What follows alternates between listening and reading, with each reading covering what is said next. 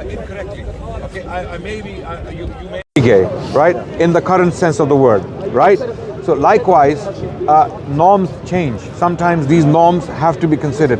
Islamically, our Prophet has taught us to be wary of the norms and the cultures of the people you may live with, right? For example, how do we know this? The Prophet himself, sallallahu alaihi wasallam, he wanted to bring the door of the Kaaba. If you look at the Kaaba in Mecca, he wanted to bring the door down. Now it is 7 feet tall. The door is actually 7 feet above, right? So why did he want to bring it down? He wanted to bring it down because so the people can access. So that is, whatever, because when it's too high, it may be an issue of pride. Yeah. There are no, they have to put the steps. There are no steps, but when someone wants to go, the Prophet said, "Oh Aisha," to his wife, that if it wasn't for your people, he's talking about his own people, by the way, Qurayshis. Okay, but this was a figure of speech, that if it wasn't for your people, I would bring the door of the Kaaba down, right? But I won't do it because it will cause a controversy. He was being diplomatic then? No, I wouldn't say diplomatic necessarily. He was he was being careful. He was avoiding conflict. Yeah, he was being careful with the sentiments and the feelings of the people. So he wouldn't like to, as long as it's not something obligatory in Islam. Okay, so bringing the door of the Kaaba down to earth or to the ground level is not obligatory in Islam. You understand? So he didn't do it because it would cause unnecessary controversy with the Meccans. Meccans may not be happy with it. Okay, but when it came to removing the idols, no compromise. No compromise. No compromise. These idols don't belong here. This house was built by Abraham and Ishmael, and they were pure from, they were free from idols. Therefore, idols have to be removed. It's a clear-cut case. Yeah, absolutely. Anywhere in the Arabian Peninsula, anywhere within the Arabian Peninsula, the Prophet gave specific commands to his companions: remove the idols from the entire peninsula, because this is sacred space. The land of Hijaz, what we call, this is sacred space. But were the idols removed from Iraq? Were the idols removed from Egypt? Were the idols removed from anywhere else in the Muslim lands when Muslims took these lands? No, they are still there. You can still see the remains of the Babylonians and the Assyrians and the Egyptians and beyond. So Arabian Peninsula was. So coming back to the issue, the norms of a people, as long as they don't conflict with Islam directly, and if it's not something necessary in Islam, it's not an obligation in Islam, you may avoid it. You don't have to do it. Today, it is not normal in any society in the world to get married to younger women or younger girls for that matter. While in the 19th century, that was the norm throughout humanity. I'm saying this with confidence, and I am saying it. Every society in the world was marrying girls as young as 10. Every society. I cannot think of a society that waited for a woman to reach age of 20 or even 18 or 17. They would marry girls as soon as they reached puberty, because the mortality rate was very high. The lives of people were very short and limited. Even today, today, right now as we speak, 2021, you go to Africa, some of the countries, what is the average age? It's very low. 30. In some countries it's 30, 35. It'll shock you. In this, with all our medications, with all our antibiotics and our advancement in science and technology and in the field of medicine, people are still dying at very young age in this century. So what about the 19th century? And that's why the population growth was very slow. Why the population is booming today and is growing fast is because of our advancement in the field of medicine. So it was absolutely normal for all human societies, and in some cases where laws are recorded legally. If you watch my lecture, it's a long lecture I delivered in South Africa, and it is titled "The Age of Aisha, a Historical Consideration" or something like that. Okay, watch the lecture. I put all the evidence on the screen. It's a presentation. You will see I put up quotes from scholars, scholars who studied sociology, anthropology. even historians who are saying that this was the age of consent or age of marriage in certain societies or previous societies. As late as the 19th century, actually up to the year 1900, the state of Delaware in America, it was legal to marry a 7 years old. This is shocking, isn't it? Up to which century? Up to which century? Adnan? Oh yeah, what? Yeah. The state of Delaware, up to which? 1900. Up to 1910, if I'm not mistaken. Seriously? Yes, even in the 20th century. So these bigots you see around the world who are pointing a finger at the Prophet of Islam, Prophet Muhammad, for marrying a girl who had reached the age of puberty. Okay, they point a finger at him and say, oh, he was this, because he married a young girl, right? Okay, before you point a finger at him, let's start going backwards from our century, step by step. Let's go to the 20th century. Was this happening as the norm? Yes, it was happening as the norm. In the 19th century, was it normal? Absolutely. It was not only normal, it was legal by law, and I gave you the references now. You saw it. So people have quite short memories then with regards to historical not that they have short memories, they don't have memories. They don't have memories. They don't know.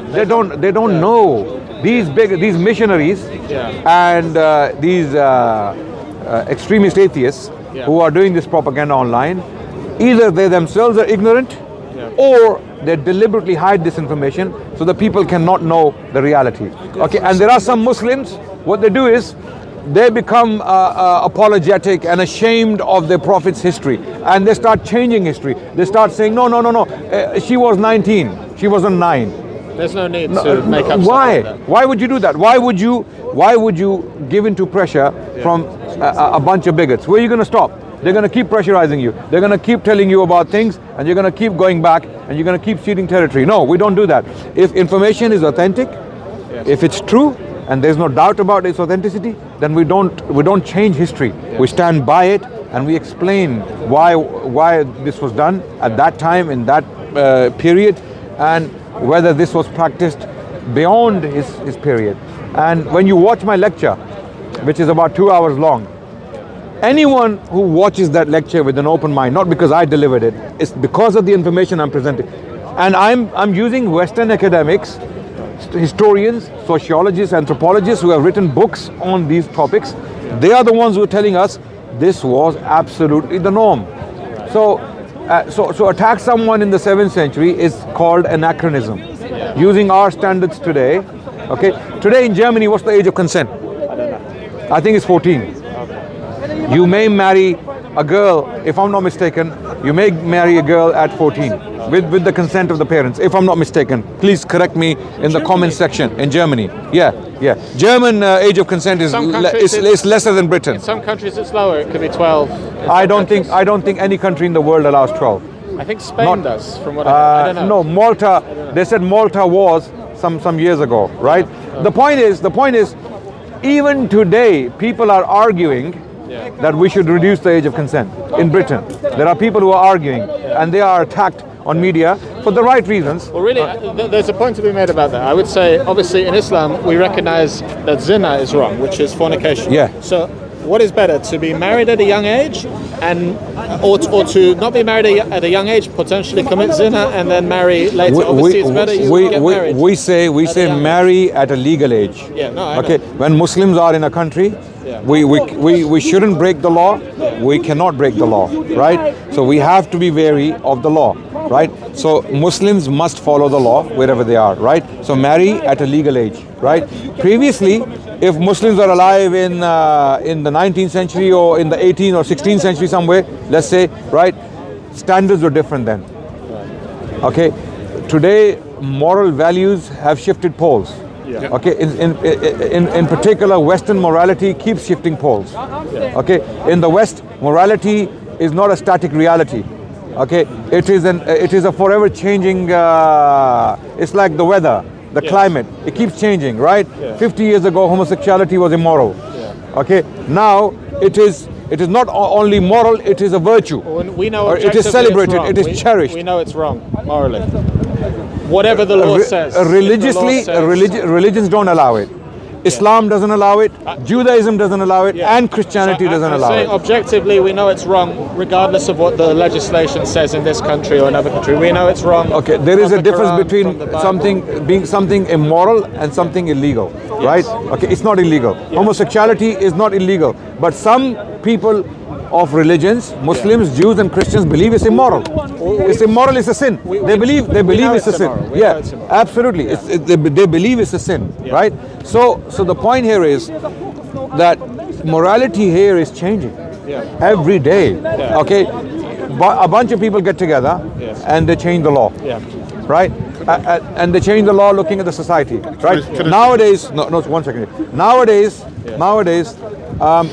they are considering legalizing Class B drugs.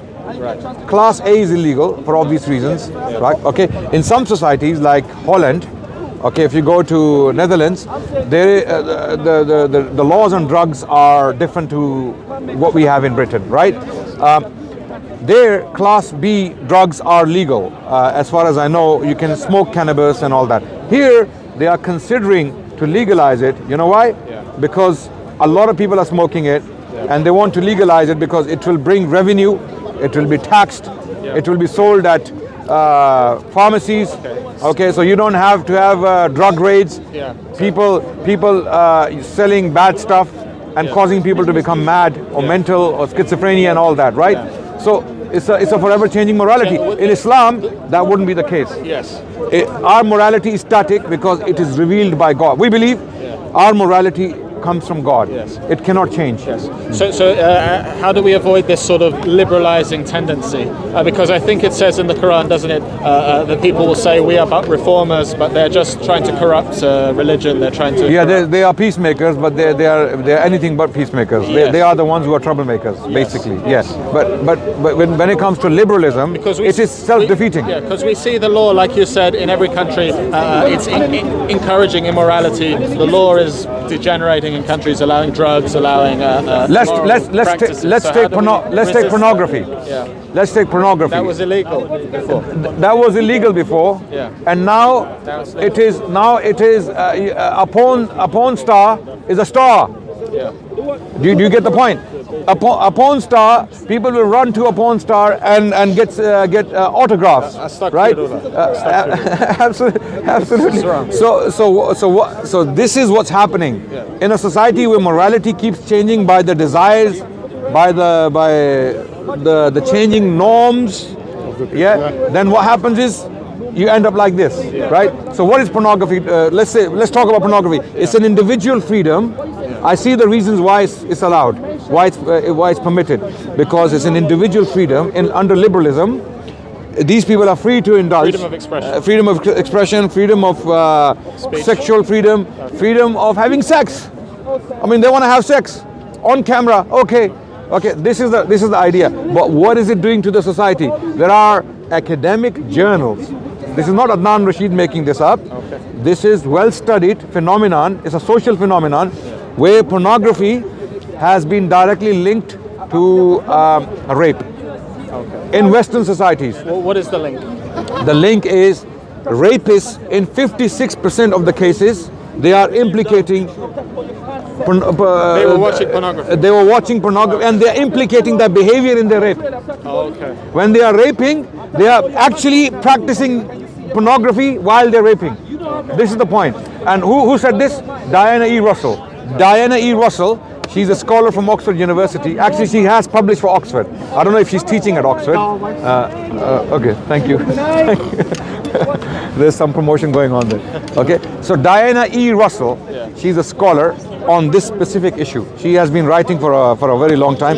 She has written books on this phenomenon, that how pornography affects people socially, morally, physically, spiritually, mentally, psychologically, you name it. And there are articles in her books, long articles, how addiction is this is a social problem. Okay, and then what it does to children, how pornography affects children. Okay, how people who are watching pornography and they end up abusing children. I'm not saying that all people who watch pornography are child abusers. Don't get me wrong. Before you start giving secular fatwas on me online, okay, don't do that, because I'm not saying that. Okay, I'm saying there are academic studies that link rape and child abuse with pornography directly. There is a direct link. Why do we allow it? Why is this morally acceptable? You tell me. Why do you think? Liberalism. And what is liberalism? Liberalism is basically, to put it crudely in simple terms, individual freedom. Okay, you, as long as you are not harming others. But it is harming others. It is. We've established This is why it is contradictory. Where do you draw the line? Where do you draw the line? Okay, you give individual freedom, okay, but at the same time you put a caveat. You say, as long as you can stretch your hand, but if you touch someone else's nose, you don't have the right to do that. You can stretch as far as, but where do you draw the line? How do you know? You may be stretching the hand and you may be impacting the nose of someone else indirectly. Yes. Okay, that's where liberalism is blind. What this individual freedom, alcohol, okay, alcohol consumption, okay, intoxicants. It is an individual freedom for us to consume alcohol, God forbid, right? What is it doing to the society? It is one of the biggest killers in Britain. 80% of the violent crimes, 80% of the homicides, okay, are directly linked to alcohol consumption. And most crimes occur on weekends. And what happens on weekends? People drink. People drink. I'm not saying all people who drink are killers and murderers. So please avoid secular fatwas. Okay, there's a new term I've coined today. Yeah, secular fatwa. Okay, because a lot of these people online, they say Muslims always give fatwas. Seculars also give fatwas. Okay, what is a fatwa? Fatwa is a judgment. So when you pass a judgment on someone, it's a fatwa, right? So don't give any secular fatwas on me, claiming that I am saying all people who drink are murderers and killers. No, what I'm saying is, it has been shown statistically that most violent crimes in Britain are committed under the influence of alcohol. Or drugs. Alcohol. Or drugs. Or alcohol mostly. Specifically, mostly. Now my question is, when we know alcohol is so bad, Why don't we ban it? because for the same reason slavery wasn't banned for so many centuries. Because creates revenue. Look, when your MPs, they love wine. Right. Your MPs in the parliament, those who are passing bills and laws, and the House of Lords, when all of them love wine, right? When they love women outside of marriage, right? Do you think they will ever pass a law against adultery? Well, I'd be interested what happened in the US when they passed the law on prohibition, because they banned alcohol in America. And then what happened? Well, they repealed the... Why? Quickly, Luca. Oh, yeah. So they repealed it because people started bootlicking. Yes. Alcohol was still being consumed. The same reason why they want to legalize Class B drugs here, like cannabis. They want to legalize cannabis. There are discussions on it already. It's on the table. The discussion is there, right? So the point is, these are very important social questions. Why does liberalism not work? Socially speaking, why doesn't it work? It doesn't work because it's causing major problems in our society. Brother, I suggest we call things by their proper names. Instead of calling it liberalism, why don't we call it what the Quran calls it, which is corruption? It's immorality. The word liberalism is a euphemism, because they're saying we want to be free, but free to do what? Like you said, free to commit immorality. It is a nice title for a very grim reality. And Allah says in the Quran, وَلَوْ كَانَ مِنْ عِنْدِ غَيْرِ اللَّهِ لَوَجَدُوا فِيهِ اخْتِلَافًا كَثِيرًا. If it came from other than Allah, you'll find a lot of dispute, a lot of contradiction. So that's exactly what happens. All these ideologies, literally they contradict with their own concepts. The same as liberalism. Yes. The same thing. It will contradict with the same thing. It's not internally consistent. Yes, it doesn't. No, it will eventually self-contradict. Yes. There will be a freedom under liberalism, but that freedom itself will come back to haunt itself. Which I think we're seeing in the West now, aren't we? We're seeing the failure of liberal... So you allow individual freedom to a porn star to have his or her freedom, but how that freedom goes around into the society and harms the society at large.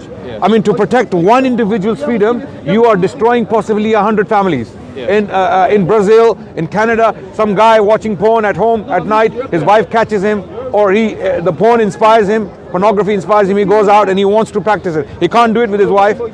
His girlfriend is not a porn star. She's not going to give him what he's watching online. I mean, I'm sorry guys, I have to get, you know, so if someone is, it destroys families. I'm doing family counseling. Yeah, there is, and you're choosing to stand there in front of the camera. By the way, brother, I'm doing family counseling. So you know how many families divorced because of this, because of watching porn, because of pornography. No, this is one issue. Yes. This is one issue. Divorce, breaking families, and why are they breaking? They're not only breaking because a wife catches the husband watching porn.